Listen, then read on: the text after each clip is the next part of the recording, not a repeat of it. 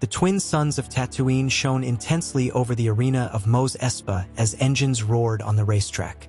Anakin Skywalker piloted his pod with uncommon mastery for a 9-year-old child, dodging opponents and overcoming obstacles that would make experienced pilots retreat. The crowd exploded in euphoria at each risky maneuver by the young slave, who maintained absolute concentration despite the chaos around him. Watto watched from the stands with a mixture of greed and disbelief, calculating the credits that improbable victory would bring him. Qui-Gon Jinn watched with special attention, sensing through the Force the extraordinary potential of that child. The race approached its climax as Anakin assumed the final lead. Far from the celebration and deafening noise of the arena, a shadowy presence hovered over the dusty streets of Mos Espa. Darth Maul advanced through the alleys with silent and deliberate steps, his yellowed eyes scanning every corner in search of his Jedi prey. The Force guided his movements like a predator following the blood trail of a wounded victim. Local residents instinctively moved away from his threatening figure, sensing the danger emanating from that strange red-skinned man with black tattoos. His master, Darth Sidious, had been clear in his instructions: eliminate the Jedi and ensure nothing interfered with the carefully orchestrated plans. Maul knew not the concept of failure, only the satisfaction of the hunt and the pleasure of destruction. He sensed the presence of Qui-Gon Jinn nearby, and a cruel smile formed on his lips. Anakin's victory brought explosions of joy throughout the arena, but time was scarce for prolonged celebrations. Qui-Gon knew they needed to leave immediately, for the threat he had sensed through the Force was rapidly approaching. Shmi Skywalker anxiously awaited her son, her eyes reflecting the pain of the impending separation she had accepted out of love for his future. Anakin ran toward his mother with a heart divided between the joy of conquered freedom and the sadness of leaving her behind. The two embraced forcefully as tears silently ran down Shmi's face. Qui-Gon observed the scene with respect, understanding that this moment would define much of what Anakin would become. Soon after, the time for farewell had arrived. Only Anakin was free from slavery. Qui-Gon then perceived a disturbing change in the Force, a darkness rapidly materializing. Darth Maul emerged from the shadows like a specter of death, his black cloak billowing as he advanced toward the group. Qui-Gon immediately positioned himself between the attacker and the others, drawing his green lightsaber, which ignited with a characteristic hum. Maul responded by activating both blades of his red double-bladed saber, spinning the weapon with intimidating skill as he approached. Shmi instinctively pulled Anakin closer to her, embracing her son with protective force as she retreated. Qui-Gon knew there was no escape without facing that threat directly. The Jedi advanced to intercept Maul, and the blades clashed with explosions of energy and bright sparks. The battle had begun, and the sand of Tatooine would witness a confrontation between light and darkness. The strikes were precise and counterattacks devastating, each movement calculated to find a fatal opening in the opponent's defense. Qui-Gon demonstrated all his experience and mastery with Form 4, leaping and spinning while his green blade traced defensive arcs. Maul fought with brutal ferocity, attacking from multiple angles with his double-bladed saber and pushing the Jedi further and further back. The Force flowed through both combatants, amplifying their reflexes and allowing almost precognitive anticipation of each other's movements. Anakin watched horrified still in his mother's arms, unable to look away from that terrifying demonstration of power. It was then that Maul perceived his strategic advantage and decided to exploit the most obvious weakness of any Jedi: compassion. With a sudden gesture of his free hand, the Sith channeled the Force in a cruel and precise manner. Darth Maul's hand extended toward Shmi with fingers curved like claws, and the Force responded to his dark call instantaneously. The woman's body was torn from Anakin's arms by an invisible and irresistible force, dragging her through the air toward the Sith warrior. Shmi tried to scream, but terror froze her voice as she floated helplessly through the space, separating her from her executioner.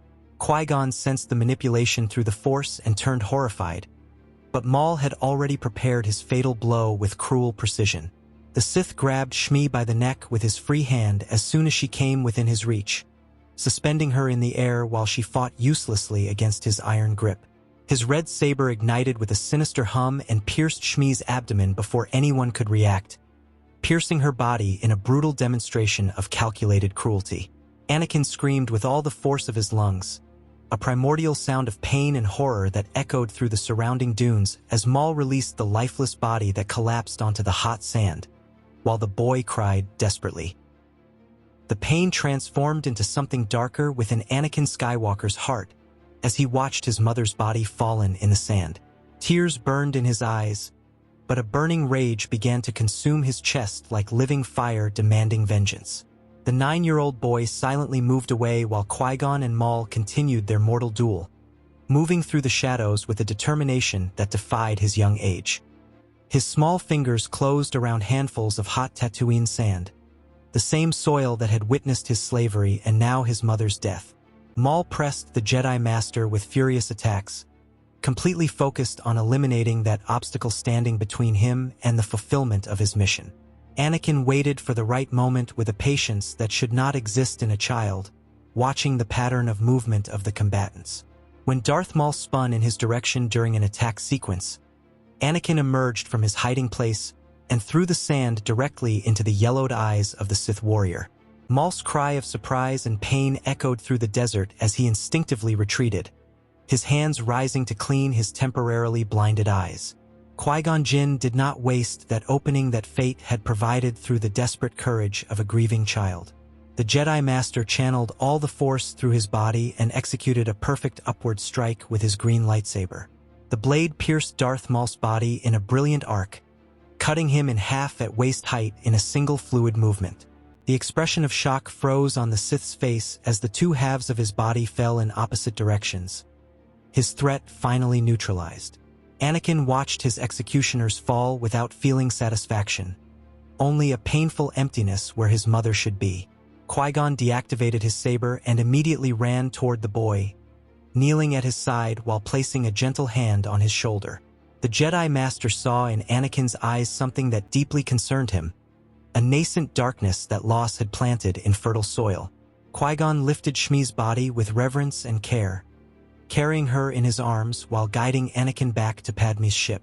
Obi-Wan Kenobi anxiously awaited on the boarding ramp, his relief at seeing his master alive quickly replaced by horror upon realizing the tragedy that had occurred.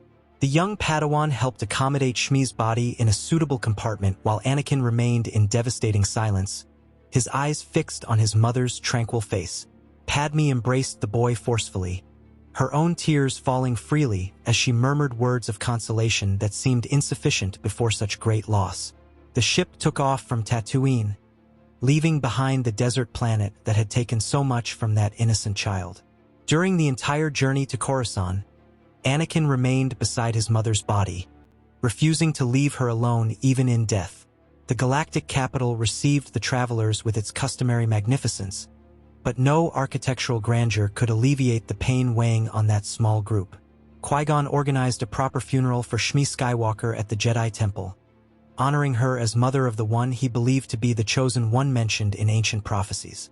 Jedi Masters and Knights attended the ceremony, paying respects to a woman few had known, but whose son would potentially change the galaxy's destiny. Anakin remained rigid throughout the funeral, his eyes dry but laden with a pain that transcended tears. When he finally spoke, his words cut the silence like sharp blades of self-destructive guilt. "It's all my fault," he said with a broken voice. "If I hadn't won that race, if I hadn't wanted to be free, my mother would still be alive." Padme squeezed his hand forcefully, remaining at his side like an anchor of compassion amid the emotional storm threatening to engulf the boy. The Jedi Council convened a hearing to decide Anakin Skywalker's future, gathering in the traditional circular chamber where so many crucial decisions had been made. Master Yoda observed the boy with ancient eyes that had witnessed centuries of history, sensing through the Force the turbulent currents agitating that young soul. Mace Windu expressed his concerns with characteristic clarity, pointing to the evident signs of attachment and the rage that had shown in Anakin's eyes during Qui-Gon's account. Ki-Adi-Mundi gravely agreed, observing that training someone with such emotional instability could represent a danger to the entire order. Plo Koon spoke about compassion and the need to help the boy process his loss, but even he recognized the risks involved. Yoda finally pronounced the verdict everyone had anticipated. "Much fear in him I see, yes, Much hatred also there is. Join the order, this boy cannot. Dangerous his training would be, Qui-Gon Jinn felt those words like a physical blow, knowing that condemning Anakin to a life without Jedi guidance could lead him exactly to the darkness the Council feared. Qui-Gon's decision surprised even Obi-Wan, who watched his master stand with absolute determination stamped on his features. "Then I will leave the order," Qui-Gon declared with a firm voice that echoed through the council chamber. "Anakin Skywalker is the chosen one, and I will train him even if it means abandoning everything I have known." The silence that followed was profound and laden with shock, for no master of such reputation had left the order under such circumstances for generations. From the depths of the temple, Count Dooku observed his former Padawan with a mixture of pride and recognition, seeing in that decision the same questioning spirit he himself cultivated. Dooku had grown disillusioned with the order and its subservience to the Senate, remaining only out of respect for traditions, but that moment crystallized something in his mind. "I will also sever ties with the order," Dooku announced to general surprise, "and I will offer my planet Sereno so that Qui-Gon may train his Padawan properly, far from the restrictions that have prevented us from serving the Force in its fullness." Yoda closed his eyes with sadness, feeling he was losing two exceptional Jedi, but respecting their choices even while deeply disagreeing with them. The following years on Sereno were of intense training and transformative growth for Anakin Skywalker, who developed under the combined tutelage of two of the most skilled Jedi in the galaxy. Qui-Gon Jinn taught him deep philosophy of the Force, living meditation, and the importance of trusting instincts even when they contradicted established dogmas. Dooku, Yoda's former Padawan and Qui-Gon's master, brought decades of experience in saber combat and political knowledge that few Jedi possessed. The Count was extremely experienced in all 7 forms of lightsaber combat, mastering especially Form Tumakashi with deadly elegance, and shared this knowledge generously with his young student. Anakin absorbed everything like a dry sponge finally immersed in water, his natural connection with the Force amplifying every lesson learned. The boy who had lost his mother grew in strength and wisdom, but the wound of that loss never completely healed, remaining as a constant reminder of life's fragility. During this entire period, Anakin insistently asked to visit Padme on Naboo or for her to come to Sereno, and Qui-Gon and Dooku, both natural questioners of the Order's rules, never denied these requests. The two masters observed with growing interest the relationship developing between Anakin and Padme as the years passed and the boy became a man. Qui-Gon and Dooku, sharing deep skepticism about the Jedi prohibition of emotional attachments, quickly perceived that that connection transcended simple friendship. They saw in Anakin's eyes when he spoke of Padme the same light that shone in her eyes when she mentioned the young Jedi, and recognized genuine love when they witnessed it. Instead of repressing that feeling as the traditional order would, they chose to allow it to flourish naturally, believing that denying fundamental human emotions created more problems than it solved. When Anakin turned 18, he and Padme married in a discreet but beautiful ceremony in Sereno's gardens, with Qui-Gon officiating and Dooku serving as witness. Padme became pregnant shortly after the wedding, and 9 months later Luke and Leia were born amid celebration and joy. The constant presence of Qui-Gon and Anakin on Sereno, combined with the purpose that training the Chosen One gave him, kept Dooku firmly anchored in the light. The Count was never approached by Palpatine with dark offers, or if he was, he rejected them without hesitation, for he had something that darkness could never offer: family, genuine purpose, and the satisfaction of shaping the future through his extraordinary student. The galaxy plunged into chaos when the separatist systems declared war on the Republic, and thousands of worlds found themselves dragged into a conflict that threatened to destroy millennial peace. Supreme Chancellor Palpatine personally requested that Qui-Gon Jinn, Count Dooku, and Anakin Skywalker return to action, arguing that the Republic needed its best warriors regardless of formal affiliations. The three accepted the call not out of loyalty to the Jedi Order or the Senate, but because they genuinely believed that protecting innocent lives was their moral duty. Anakin, now 20 years old and married to Padme, demonstrated combat abilities that surpassed even the most optimistic expectations of his masters. His unconventional tactics and extraordinary connection with the Force resulted in impressive victories in battles that others considered impossible to win. Dooku observed with satisfaction as his freer and more aggressive training method produced results that the traditional Jedi approach rarely achieved. The first weeks of the war established Anakin as a force to be reckoned with, and his name began to echo through clone barracks and Senate corridors. It was during a rescue mission on Christophsis that Anakin met Ahsoka Tano, a young 14-year-old Togruta with a defiant attitude and notable talent. Master Yoda had assigned the Padawan to Anakin as a test, hoping that the responsibility of teaching would calm his more aggressive impulses. The first meeting was tense, with Ahsoka openly questioning Anakin's orders and proposing alternatives that challenged established protocols. To her surprise, Anakin did not suppress her questioning spirit but encouraged that tendency, recognizing in her the same independent nature that Qui-Gon and Dooku had cultivated in him. Ahsoka quickly adapted to the unconventional training style, learning aggressive combat techniques from Dooku and deeper philosophy from Qui-Gon. Her personality combined perfectly with the three masters' mentality, forming a dynamic that worked with impressive synchrony. Within weeks, the four Jedi operated as a cohesive unit that other generals envied, executing missions considered suicidal with brutal efficiency. The group's reputation grew exponentially as victory after victory accumulated in their military records, and they soon began to be referred to as the Second Jedi Order. The title was neither official nor approved by the Council, but it perfectly captured the essence of that collective operating according to its own principles. Qui-Gon maintained his more balanced and diplomatic approach, frequently serving as a moderating voice when tactics became excessively aggressive. Dooku, Anakin, and Ahsoka, however, shared a combat philosophy that prioritized efficiency and decisive victory above considerations of mercy or prisoner protocols. Battles ended with very few captured enemies, and rumors began to circulate about the brutality with which the Second Order eliminated separatist opposition. Some clones whispered with admiration about the absolute determination of their generals, while others expressed discomfort with methods bordering on cruelty. The galaxy saw in them implacable heroes who guaranteed security through superior force, but the Jedi Council observed with growing concern. Tensions exploded during a meeting at the temple when Mace Windu directly confronted Dooku about reports of summary executions of separatist leaders. The Count responded with icy calm that his actions saved Republic lives by eliminating threats permanently, preventing captured enemies from escaping or being exchanged. Ki-Adi-Mundi argued that such methods violated the fundamental principles of the Jedi Order, transforming them into executioners instead of peacekeepers. Anakin stood up and declared that he would not accept lessons about morality from a council that had rejected him as a child, condemning him to an uncertain fate out of fear. Ahsoka verbally supported her master, questioning how many Jedi had died because the council prioritized dogmas above tactical effectiveness. The discussion escalated until Dooku raised his hand asking for silence and uttered words that froze the chamber. "We are not part of the Jedi Order.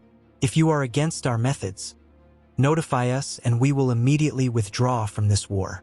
The silence that followed was absolute, for everyone knew that losing those four warriors could mean the Republic's defeat.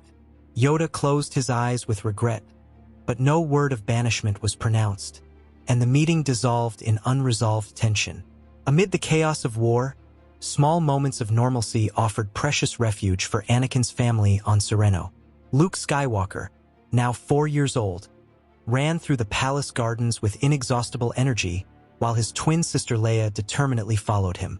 Anakin dedicated every free moment to his son, gently initiating him in the ways of the Force through exercises that seemed like games but cultivated connection and awareness. The boy levitated small objects with concentration too serious for his age, his blue eyes shining with pride when his father praised him.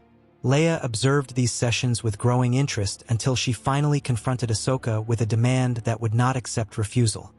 She also wanted to learn. The young Togruta was initially surprised, but recognized in that 4-year-old girl the same determined spirit that had led Ahsoka to defy expectations. The lessons began simply, with Ahsoka teaching Leia to feel the Force around her and recognize the connections between all living things. These moments of family joy offered crucial relief from the brutality of war, reminding them of what they fought to protect. The admiration that young Jedi and Padawans nurtured for the Second Order grew constantly, fueled by stories of their exploits and the less restrictive philosophy they practiced. Many apprentices felt suffocated by the rigid rules of the temple and envied the freedom that Anakin, Ahsoka, and even Dooku demonstrated in their actions. Anakin became a heroic figure, especially among the younger ones, who saw in him someone who had overcome rejection and loss to become possibly the greatest warrior of the war. Padawans openly discussed in the temple corridors about how they would like to train under those less dogmatic and more practical methods. Some masters expressed concern that this admiration could lead to a real division within the order, creating factions where there should be unity. The council met frequently to discuss the problem, but Mace Windu recognized the bitter irony of the situation. They had created that problem by rejecting Anakin years ago. Now they watched helplessly as the Second Order became more influential than the Council itself in many people's eyes, and their discomfort grew proportionally to the popularity of Anakin Skywalker and his companions. The Clone Wars reached their third year with the galaxy deeply divided and exhausted, but signs that Republican victory was approaching began to appear. Anakin Skywalker had become a living legend, his name pronounced with reverence by clone soldiers and with terror by separatist commanders. Ahsoka Tano was a formidable warrior in her own right, having developed a unique combat style that blended Dooku's aggressiveness with Anakin's fluidity. Qui-Gon Jinn continued serving as the group's moral conscience, though even he recognized that war had hardened them all in irreversible ways. Dooku observed the Galactic Board with satisfaction, seeing that his heterodox methods had produced the most effective warriors the Republic possessed. Luke and Leia, now 6 years old, demonstrated connections with the Force that surprised even their experienced instructors, suggesting the next generation could surpass the current one. The Second Order had consolidated not just as a military force but as an alternative philosophy that challenged 1,000 years of Jedi tradition. Chancellor Palpatine summoned a private meeting with Anakin in his luxurious Senate office, effusively praising the young Jedi's contributions to the war effort. The experienced politician wove carefully chosen words about how the Republic owed its survival to warriors willing to do whatever was necessary, not limited by obsolete codes. Anakin listened courteously but kept his defenses raised, for Qui-Gon had warned him about the manipulative nature of politics. Palpatine casually mentioned that the Senate was considering measures to guarantee permanent security after the war, insinuating that strong men would be necessary to maintain order. The Chancellor then asked if Anakin had ever considered that the Jedi Council might represent an obstacle to true peace, given their reluctance to make difficult decisions. Anakin responded diplomatically that he respected the Master's wisdom even when he disagreed with their conclusions, ending that line of conversation before it could deepen. He left the meeting with a sense of discomfort he couldn't completely name, deciding to share the conversation with Qui-Gon and Dooku. The Battle of Coruscant marked the definitive turning point of the Clone Wars when the Separatist fleet launched a desperate and massive assault on the Republic's capital. Thousands of ships emerged from hyperspace simultaneously, blockading the planet in a siege that threatened to strangle the galaxy's political heart. Anakin and Ahsoka led starfighter squadrons through absolute orbital chaos, weaving between debris and explosions while destroying enemy cruisers with deadly precision. Qui-Gon coordinated ground defenses from the Jedi Temple, strategically positioning clone troops to repel invasion attempts. Dooku commanded ground forces in the industrial layers of the planet city, eliminating entire regiments of droids with devastating combinations of saber combat and force manipulation. The fight lasted 3 exhausting days where no one slept and everyone fought to the limits of physical endurance, but eventually Republican determination prevailed and the Separatists retreated in disorder. It was during cleanup operations that Dooku, pursuing Separatist remnants, finally managed to capture General Grievous after a brutal chase through Coruscant's industrial ruins. The cyborg fought fiercely but was damaged and without reinforcements, becoming prey to the Count's relentless methods. Dooku took Grievous to a secure facility on Sereno, where he and Anakin applied interrogation techniques that the traditional Jedi Order would never approve. The two worked methodically on the basis of physical and psychological pain, exploring the cyborg's vulnerabilities with surgical precision until his resistance completely fragmented. Grievous eventually revealed information that shocked even his experienced interrogators. Chancellor Palpatine was actually Darth Sidious, the Sith Lord orchestrating the entire war from the beginning. The general described secret meetings, coded orders, and complex manipulations that painted a terrifying picture of conspiracy extending for decades. Anakin and Dooku looked at each other in growing horror as the pieces finally fell into place. Understanding they had been serving exactly the man they were trying to destroy, Qui-Gon and Ahsoka were immediately summoned to hear the recorded confession, and the four debated intensely about how to proceed. Taking the evidence to the Jedi Council would be the traditional approach, but Dooku argued that Jedi bureaucracy would give Palpatine precious time to escape or implement contingency plans. Anakin agreed they needed to act quickly and decisively, using the element of surprise while they still possessed it. The decision was made. They would personally confront the Chancellor. The four Jedi requested a private audience with Palpatine under the pretext of discussing post-war strategy, and the Chancellor received them with his characteristic political smile. The moment the doors closed behind them, the atmosphere changed drastically as four lightsabers ignited simultaneously with threatening hums. Palpatine immediately abandoned his facade of elderly politician, his eyes yellowing as dark power emanated from him in suffocating waves. Ahsoka and Qui-Gon moved to intercept the Chancellor's guards, their blades tracing precise arcs while neutralizing peripheral threats with deadly efficiency. Anakin and Dooku, the two best swordsmen of the Second Order, advanced simultaneously against Palpatine in perfect coordination developed through years of training together. The Sith Lord was extraordinarily powerful, his speed and ferocity surpassing any opponent they had ever faced. But against two masters of exceptional level fighting in absolute synchrony, even Sidious found his limits. The battle destroyed the luxurious office in minutes, expensive furniture exploding into fragments as force lightning and plasma blades clashed repeatedly. Dooku finally created an opening through an elaborate feint, and Anakin exploited it without hesitation, his saber piercing Palpatine's chest in a blow that ended decades of dark manipulation. The war had ended not on distant battlefields, but in the Republic's political heart, with the fall of the architect of all tragedy. The news spread quickly, and the Jedi Council summoned the four for an extraordinary hearing where something unprecedented happened. Formal recognition that the Second Order had achieved what 1,000 years of Jedi tradition could not. Yoda spoke with profound humility. Blind we were, arrogant also. Better path found you have. Learn from you the Order must. Mace Windu, swallowing considerable pride, extended formal invitations for Dooku, Qui-Gon, and Anakin to become council members and lead fundamental reforms of the Order. Years later, when Luke and Leia reached appropriate age, they became Padawans of Anakin and Ahsoka respectively, beginning a new generation of Jedi that would merge tradition with innovation, creating something stronger than any faction alone could ever be.